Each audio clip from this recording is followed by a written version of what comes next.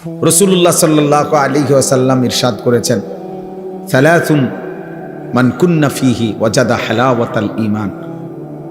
তিনটি বিষয় এমন আছে, তিনটি অভ্যাস, তিনটি জিনিস কোনো মুমিনের মধ্যে, যার মধ্যে আছে, আল্লাহর নবী সাল্লাল্লাহু আলাইহি সাল্লাম বলেন সে ঈমানের স্বাদ মজা পেয়ে গেল, ঈমানের স্বাদ পেল। এক নাম্বার হলো আইয়াকুন আল্লাহু ওয়া রাসূলুহু আহাব্বা ইলাইহি মিম্মা সিওয়াহুমা। আল্লাহ এবং তার রাসূল যার কাছে তার জীবনের সব কিছু, দুনিয়ার সব কিছুর চাইতে সর্বাধিক প্রিয়। একটা সুন্দর কথা, মাশাআল্লাহ। আমি আইসেই প্রথম আব্দুস সবুর যে কথাটা বলছে, আমিও খেয়াল করলাম যে চমৎকার কথা, লক্ষণীয় একটা কথা, যে আমাদের কোনো কবরবাসীর জন্য এটা না বলা যে আল্লাহ তাকে জান্নাতের সর্বোচ্চ মাকাম দান করেন। কারণ সর্বোচ্চ মাকাম তো কার? রাসূলুল্লাহ সাল্লাল্লাহু আলাইহি সাল্লামের জন্য। এইটাই আইসে আমি প্রথম শুনছি, সে বলতেছে ওই সময়, তখন আমি ওযু করতেছি। মাশাআল্লাহ, এটা একটা সুন্দর কথা, একটা দারুণ তথ্য, ছোট্ট কথা কিন্তু মনে রাখার মতো, যে আমরা আমাদের মাইয়েতের জন্য এটা দোয়া করতে পারি যে আল্লাহ তাকে জান্নাতের উঁচা মাকাম দান করে, আলা মাকাম দান করে। এবার কতটুকু উঁচা সেটা আল্লাহ তাআলার ফয়সালা। সেটা কার ফয়সালা? আল্লাহ তাআলার ফয়সালা। সর্বশেষ যেই ব্যক্তি জান্নাতে ঢুকবে, শেষ, তো তার জান্নাতটাও 10 দুনিয়া বরাবর, 10 দুনিয়া বরাবর। আর দুনিয়া ও আশারাতু আমসালিহা, দুনিয়া এবং 10টা সমপরিমাণ। সুবহানাল্লাহ।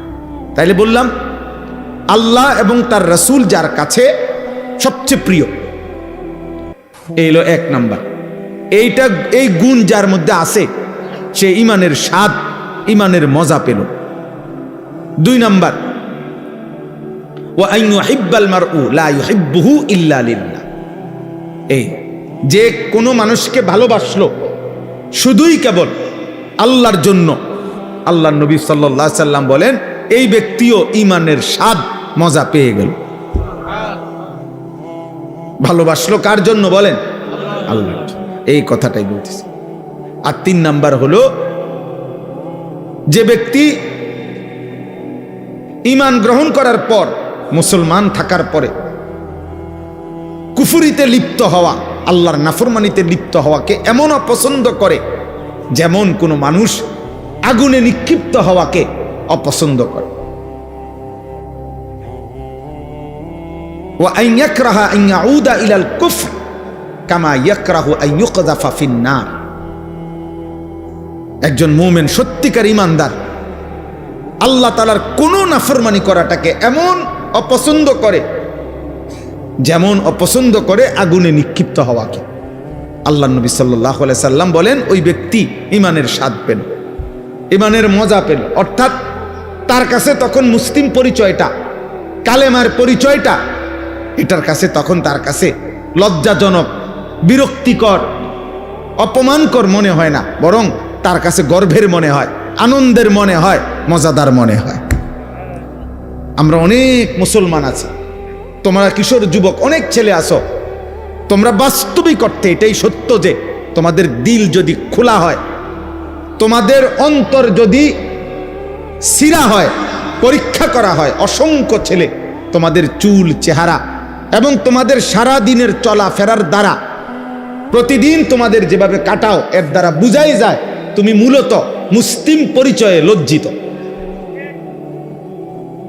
মূলত তুমি লজ্জিত, মূলত তোমার চলাফেরার দ্বারা তুমি বারবার এটাই বুঝাইতে চাও যে আমি যদি বেঈমান হইতাম কত না সুন্দর হইতো, আহা আমি যদি ইহুদি হইতাম তাইলে আর আমি এত রাগডাক করতে হইতো না, ইহুদি, খ্রিস্টান, বেঈমান যদি হইতাম তো পুরাপুরি তাদের মতো নিজেকে বানায় নিতে পারতাম। তো পারি না, মানুষে এটা এটা কয়, তো চেষ্টা করি চুল, চেহারা, লেবাস, পোশাকে দুশ্মনের সাথে, বেঈমানের সাথে সাদৃশ্য ধরতে, মানুষের বিদ্রুপের পরেও। কিন্তু যদি প্রকৃত বেঈমান হইতাম তাহলে তো পুরাপুরি তাদের মতো সাজতে পারতাম। এটা মূলত বেগায়রত, আত্মমর্যাদাহীন মানুষের পরিচয়। যার নিজস্ব আত্মসম্মান নাই, আত্মমর্যাদা যার নাই, এটা মনে রাখতে হবে সবাই। যার আত্মমর্যাদা না, বেগায়রত মানুষ, আত্মসম্মান নাই, যার নিজস্ব কোনো স্বকীয়তা নাই, স্বকীয়তা ইস্তেকামাত নাই, দৃঢ়তা নাই, এটা এই মানুষদের পরিচয়। নাই তো বলো ভাই, কি কারণ থাকতে পারে? পৃথিবীর সমস্ত মানুষের বিশ্লেষণ পরীক্ষায় আমাদের নবী সাল্লাল্লাহু আলাইহি ওয়াসাল্লামের 24 ঘন্টার 63 বছরের প্রতি সেকেন্ড গোটা পৃথিবীর সকলের পরীক্ষায়, ইমানদার দুশ্মন কাফের বেঈমান সকলের বিশ্লেষণে আমাদের নবী সাল্লাল্লাহু আলাইহি সাল্লামের 24 ঘন্টার প্রতি সেকেন্ড 63 বছর সবচেয়ে সুন্দর, নিখুঁত, পবিত্র, চমৎকার। যার হাসি, কান্না, আনন্দ, বেদনা, উচ্ছ্বাস, হাঁটা চলা, পেশাব পায়খানা, আহার নিদ্রা, চুল, চেহারা, লেবাস, পোশাক, ঘর সংসার, পরিবার, সকল ব্যাপারে যার সবকিছুই সুন্দর, সবকিছুই যৌক্তিক, সবকিছুই বাস্তবসম্মত, তাহলে এটা নিশ্চিত প্রমাণিত, এটা একটা একদম প্রমাণিত কথা, আমাদের কাছেও প্রমাণিত। আমাদের কাছে তো কোরআন আছে, ওয়া ইন্নাকা লাআলা খুলুকিন আযীম। আল্লাহ কসম করে বলছে, আমি আপনাকে বন্ধু গোটা কায়নাতের সর্বশ্রেষ্ঠ সর্বোত্তম যোগ্যতা আখলাক দিয়ে আমি আল্লাহ তাআলা আপনাকে সাজাইছি, বানাইছি, পাঠাইছি। বুইসতু লিউতাম্মিমা মাকারিমাল আখলাক। নবী সাল্লাল্লাহু আলাইহি সাল্লাম বলেন, সকল চরিত্রের সর্বোচ্চ শ্রেষ্ঠত্ব দিয়েই আল্লাহ আমাকে পাঠিয়েছেন। তাহলে এটা তো কোরআন সুন্নাহ দ্বারা প্রমাণিতই। এমনকি কাফের বেঈমানদের যুক্তি, বৈজ্ঞানিক গবেষণা দ্বারাও এটা প্রমাণিত। তাহলে কি যুক্তি থাকতে পারে? আমার কথা হলো, রাসূলুল্লাহ সাল্লাল্লাহু আলাইহি সাল্লামের সুন্নাতের মোকাবেলায় সাহাবায়ে কেরামের চলন বলনের মোকাবেলা। ও বলল এখন মাওলানা আব্দুস সবুর আপনাদের সামনে যে নবী সাল্লাল্লাহু আলাইহি সাল্লামের একজন সাহাবী যে যুদ্ধের ময়দানে মনে করেন এইমাত্র কালেমা গ্রহণ করে যুদ্ধ করে নগদ শহীদ হয়ে গেছে, এক ওয়াক্ত নামাজ পড়ে নাই, একটা টাকা সদকা করে নাই, কারণ সময়ই পাই নাই, ঈমান আনছে যুদ্ধের ময়দানে, যুদ্ধ করে তৎক্ষণাৎ কি হয়ে গেছে? শহীদ হয়ে গেছে। ওলামায়ে কেরাম, মুহাদ্দিসিনে কেরাম বলছেন, ওই সাহাবীর ঘোড়ার, যে ঘোড়া দিয়ে যুদ্ধ করছে, ওই ঘোড়ার নাকের ছিদ্রে যে বালু ঢুকছে, বালুর একটা কণা কিয়ামত পর্যন্ত পৃথিবীর পরবর্তী সমস্ত আউলিয়া, বুজুর্গ, আল্লাহর নেক বান্দাদের সকলের চাইতে ওই বালুর দাম শ্রেষ্ঠ। গুবারুন ফি আনফি ফারাসে রাসূলিল্লাহ। হযরত আব্দুল্লাহ ইবনে মুবারক রাহমাতুল্লাহ আলাইহির কওল এটা। রাসূলুল্লাহ সাল্লাল্লাহু আলাইহি সাল্লামের এক সাহাবীর ঘোড়ার নাকের ছিদ্রে যে বালু ঢুকছে, ওটার দাম বেশি, ওটার দাম বেশি।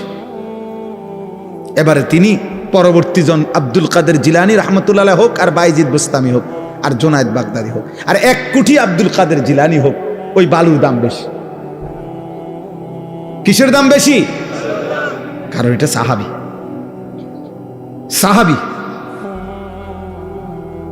তাইলে এত উত্তম, এত শ্রেষ্ঠতম মানুষ যারা, ওয়াকুল্লাম ওয়াদাল্লাহুল হুসনা, আল্লাহ কোরআনে বলছে, বন্ধু আপনার প্রত্যেকটা সাহাবীর জন্য আমি আল্লাহ জান্নাতের ওয়াদা দিলাম,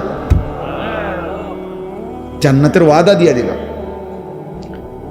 যারা জান্নাতি, যারা জমিন থেকে জান্নাতের ওয়াদা পেয়ে গেছেন, এমন শ্রেষ্ঠতম পবিত্র মানুষ, উনাদের চলন বলন, উনাদের আখলাক চরিত্র, চুল, চেহারা, লেবাস, পোশাক যার পছন্দ হয় না, তাহলে কি কারণ থাকতে পারে?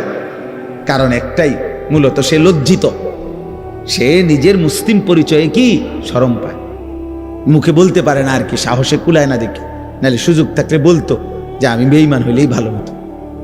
বাকি মুখে না বললেও কর্মে প্রতিদিন প্রমাণ করে, প্রতিদিন প্রমাণ করে।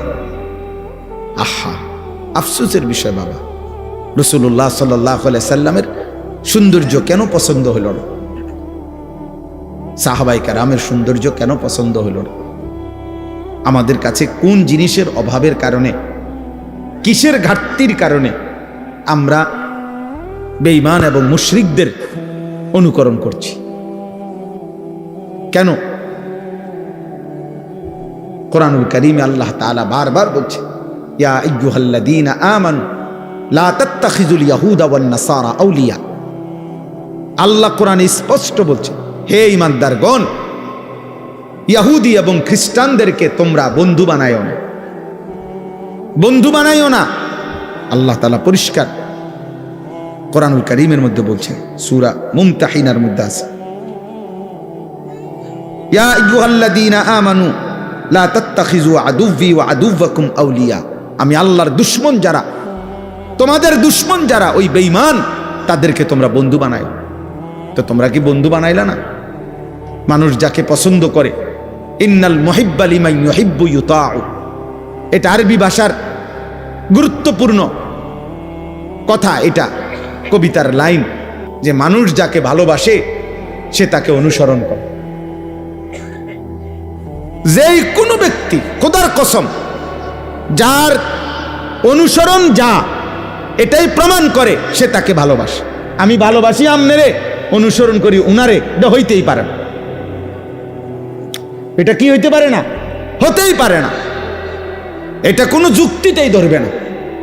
অতএব তোমার আপাদ মস্তক, চুল, চেহারা, লেবাস, পোশাক, সারা দেহ, সারা অঙ্গ, অজু, গোসল, পেশাব, পায়খানা, আহার, নিদ্রা, সব কিছু হইল কাফের বেঈমানের অনুসরণ।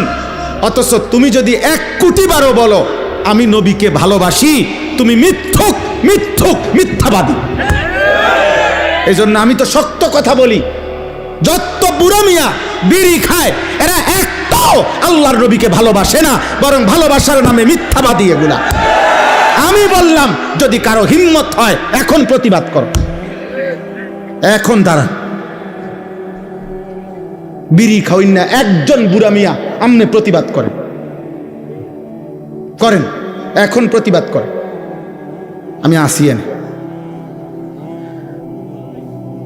যত লোক দাড়ি কাটে একজনও আল্লাহর নবীকে ভালোবাসে না। মিথ্যাক বেটা, মিথ্যাবাদী বেটা, মিথ্যুক তুমি বেটা।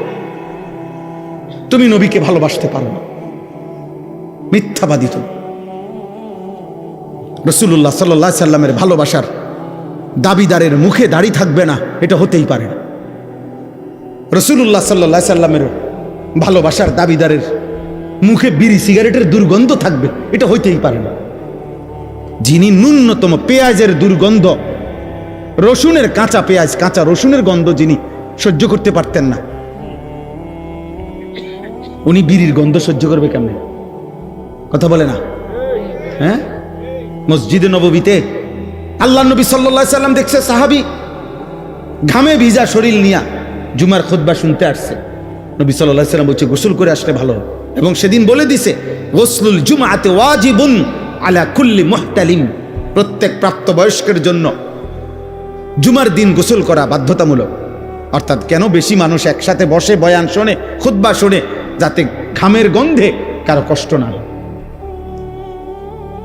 যিনি ঘামের গন্ধে বিরক্ত বোধ করছেন, তিনি বিড়ি সিগারেটের গন্ধে কেমনি ঠিক বলেন? ইনসাফ করে বলেন মিয়া। এই জন্য দোস্ত, বছরের পর বছর, আজ না হয় 20 বছর হবে, আলহামদুলিল্লাহ, আমি কমপক্ষে 20 বছর হবে এই প্রথম যখন আসছি আপনাদের গ্রামে, সেটা 20 বছর আগে। দেখতে দেখতে হায়াতের 20 বছর চলে গেছে। 2005 কিংবা 6 সালে আমি প্রথম আপনাদের গ্রামে আসছি, আলহামদুলিল্লাহ। কারণ আমি 2004 সালে চাকরিতে আসছি এখানে। তাহলে এর 1 বছর বা 1.5 বছর পরেই আমি এখানে বয়ানে আসছিলাম। তাহলে আমার বলার উদ্দেশ্য হলো আল্লাহ এবং তার রাসূল সাল্লাল্লাহু আলাইহি ওয়াসাল্লাম যার কলিজায় ভালোবাসা, তার বাহ্যিক অঙ্গ প্রত্যঙ্গেও তার নমুনা। ঘাটতি থাকবে, ঘাটতি। আপনি কইবেন, আমারে তর্ক করবেন যে হুজুর আপনাকেও অনেক ঘাটতি আছে, আমি তো স্বীকার করি। আমি এটা বলছি না, আমি তো বেহেশতের থেকে আইছি না। আমি কি এখন বেহেশতের থেকে আইছি? ঘাটতি আছে, কিন্তু নিয়মতান্ত্রিকভাবে প্রতিদিন রাসূলুল্লাহ সাল্লাল্লাহু আলাইহি সাল্লামের সুন্নতের খেলাফ ব্যতিক্রম জীবন কেমনে গ্রহণ করে নিলেন, যে এক তালে এক ঢঙ্গে প্রত্যেক দিন বিড়ি খান, এটা কেমন জিন্দেগি? সারা বছর দাড়ি কাটেন, এটা কেমন জীবন? সারা বছর পেশাব করে টয়লেট পেপার ব্যবহার করো না আব্বা, এটা কেমন জীবন? এটা তো ভুলে যাওয়া না, এটা তো ইচ্ছা করে ঠান্ডা মাথায় গাদ্দারি করা, ইচ্ছা করে। এটা তো ঠান্ডা মাথায় আমনে বুঝে শুনে আপনি আল্লাহ রাসূল সাল্লাল্লাহু আলাইহি সাল্লামের বিরোধিতা করছে। একটা হলো হুজুর মনে কিছু নিয়েন না, ভুল হয়ে গেছে, খেয়াল নাই, হঠাৎ হইতেই পারে। আরেকটা হলো এটার নিয়ম বানাই লাইছেন আপনি, সিস্টেম বানাই লাইছেন আপনি, এটারে আপনার জীবনটাই বানাই লাইছেন। সুদ আমনের জীবন, কিস্তি আমনের জিন্দিগি, ওজনে কম দেওয়া আমনের জিন্দিগি, টেলিভিশন আমনের জীবন, মোবাইলের নর্তকী আপনার জীবন, ফজরের নামাজ না পড়া এটা আপনার 365 দিনে একই রকম। প্রতিদিনই আপনি কথা কইলে গালি দেন, প্রত্যেক দিনে আপনি ওজন করলে কম দেন, প্রত্যেক দিনই আপনি যত রোজগার করেন এর মধ্যে কিস্তি এবং সুদ আপনি লাগাইয়া রাখছেন। তো এটা কি শুধু গুনাহ? এটা ভুলে যাওয়া? এটা মাঝে মধ্যে? এটা গাদ্দারি না? কথা বলে না? এটা সীমা লঙ্ঘন না? এটা তো অহংকার, এটা তো বড়াই করছেন যে আল্লাহকে আমি কোনো পাত্তা দেই না। কোরআনুল কারীমের মধ্যে আছে সাআলা সাইলুম বিআযাবিন ওয়াকি'। নবীজি যখন মক্কার কাফেরদেরকে আযাবের কথা বলতেন, কবরের আযাব, জাহান্নামের আযাব, বিভিন্ন নাফরমান জাতির উপরে আল্লাহ আযাব দিছে দুনিয়ায়। নূহ আলাইহিস সালামের কওম, হুদ আলাইহিস সালামের কওম, শুআইব আলাইহিস সালাম, লূত আলাইহিস সালামের কওম, বিভিন্ন জাতিকে পূর্বে আল্লাহ তাআলা আযাব দিয়ে দুনিয়াতে ধ্বংস করে দেয় নাই?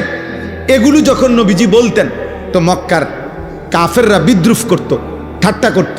ও হ্যাঁ, মুহাম্মদ ওনার নিজে না ফাইরা ওনা আল্লাহর এটা ক্যান্সার, এমনি বলতো, বিদ্রুপ করত। মক্কার কাফের নজর ইবনে হারেস একজন কাফের সর্দার ছিল। সে একদিন নবীজির সামনে, এই নবীজি যখন আযাবের কথা বলছে যে আল্লাহ আযাব দিবে, সে তৎক্ষণাৎ নিজের হাত উঠাইয়া দোয়া করতেছে আল্লাহর কাছে, আল্লাহুম্মা ইন কানা হাদা হুয়াল হাক্কা মিন ইনদিক ফাআমতির আলাইনা হিজারাতাম মিনাস সামা আবিতিনা বিআযাবিন আলীম। সে বলতেছে, হে আল্লাহ, এই মুহাম্মদের কথা মতো তুমি, তোমার কথা সে বলে তুমি নাকি আযাব দিবা, তোমার কথা না মানলে এটা যদি সত্যই হয় এখন দেখি তোমার কাছে কি আযাব আছে, এখন দাও দাও এখন দাও। এই বেঈমান এইভাবে নবীজিকে ঠাট্টা করে আযাব চাইছে। আচ্ছা ইয়া কই মুহাম্মদ কো আযাব কো, তুমি না কইলে আযাব আইব, কই আই না কা? চাইলাম তো আল্লাহর কাছে, কই আযাব দিতে কও, তোমার কথা সত্য হলে বলো। এই হলো গাদ্দার। আল্লাহ বলছে, বন্ধু ওরে বলেন আযাব আমি প্রতিদিন দেই না, আযাবের জন্য আমি একটা দিন নির্ধারণ করেছি। সেই দিনটার নাম হাসরের দিন, কিয়ামতের দিন। আর সেই দিন আযাব যখন শুরু হবে, একদিনের দৈর্ঘ্য হবে, লম্বা হবে 50 আলফা সানা, 50,000 বছর। কয় হাজার বছর? 50,000। সেদিন নাফরমান তুমি বুঝবা আযাব কাকে বলে। ইয়াওয়াদ্দুল মুজরিমু লাউ ইফতাদি মিন আযাবি ইয়াউমিইদিন বিবানি ওয়া সাহিবাতিহি ওয়া আখি ওয়া ফাসিলাতিহি আল্লাতী তু'বি ওয়া মান ফিল আরদি জামিআ সুম্মা ইউনজি। আল্লাহ বলে সেদিন হাসরের ময়দানে নাফরমান পাপী আল্লাহকে বলবে, আল্লাহ আমার সবগুলো ছেলে মেয়েকে জাহান্নামে দিয়ে দেন, আমারে বাঁচায় দেন। আমার স্ত্রীকে জাহান্নামে দিয়ে দেন, আমারে বাঁচায় দেন। আমার ভাই বোনদেরকে জাহান্নামে দিয়ে দেন, আমারে বাঁচায় দেন। আমার মহল্লাবাসী গ্রামবাসীকে যাদের মাঝে আমি বড় হয়েছি, লালিত পালিত হয়েছি, তাদেরকে জাহান্নামে দিয়ে দেন, আমারে শুধু বাঁচায়া দেন। ওমান ফিল আরদি জামিআ, আল্লাহ প্রথম দিন থেকে শেষ পর্যন্ত এই পৃথিবীর যত মানুষ আজকে হাসরের ময়দানে আছে, সবাইকে জাহান্নামে দিয়ে দেন, আমি একা আমারে বাঁচায়া দেন। আল্লাহ বলেন আযাবের তীব্রতায় সেদিন হাসরের ময়দানে নাফরমান ছটফট করে বলবে, আল্লাহ গোটা পৃথিবী প্রয়োজনে আযাব দেন, আমারে বাঁচায় দেন। সুম্মা ইউনজি, কাল্লা, আল্লাহ বলবে কাল্লা,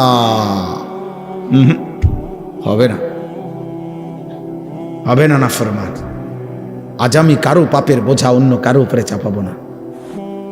ইন্নাহা লাযা, আর জাহান্নামের লেলিহান আগুনের শিখা, ধাউ ধাউ প্রজ্বলিত এই আগুনে তোমাকেই ফেলা হবে।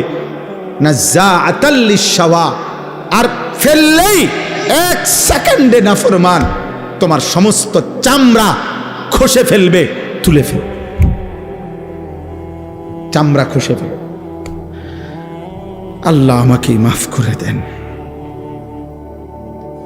এই জন্য বাপ, ছেলেরা, বয়স্ক বাপ, কাউরে আল্লাহ লম্বা হায়াত দিছেন, আপনি ধোকা খাইছেন অনেক দিন হায়াত পাইয়া।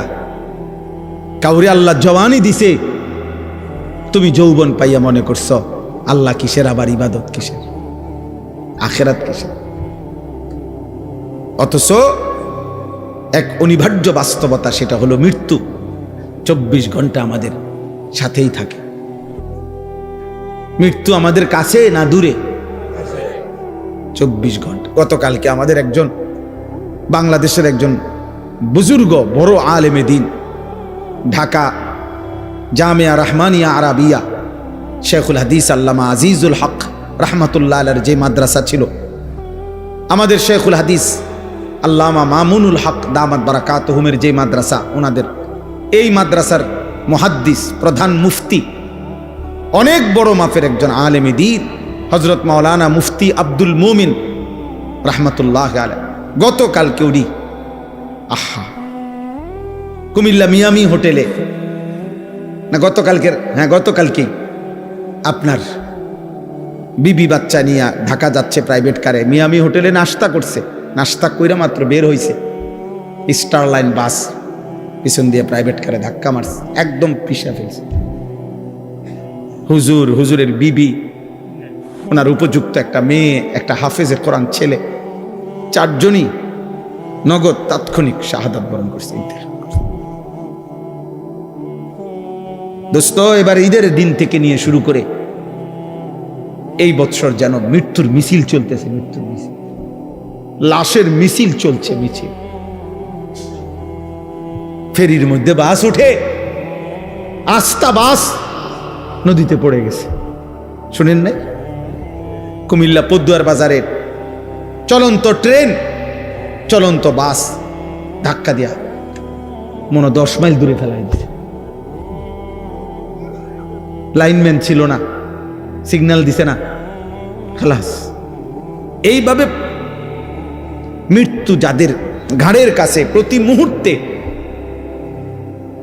এই অনিবার্য বাস্তবতা, চিরন্তন সত্য, আমাদের জীবনের অনিশ্চিত বিষয় বেঁচে থাকা, আমাদের জীবনের নিশ্চিত বিষয় মৃত্যুবরণ করা, এটা যার জীবন পিছনে আছে, মৃত্যু যার সাথে, এত আনন্দ, এত উল্লাস, এত অহংকার, এত বেনামাজি জিন্দিগি, এত অসভ্যতা, এত উলঙ্গতা, এত বেহায়াপনা, খোদার কসম যুবক বাবা মানায় না, উচিত না, উচিত না রে বাপ, এটা ঠিক না। মৃত্যু যার ঘাড়ের কাছে,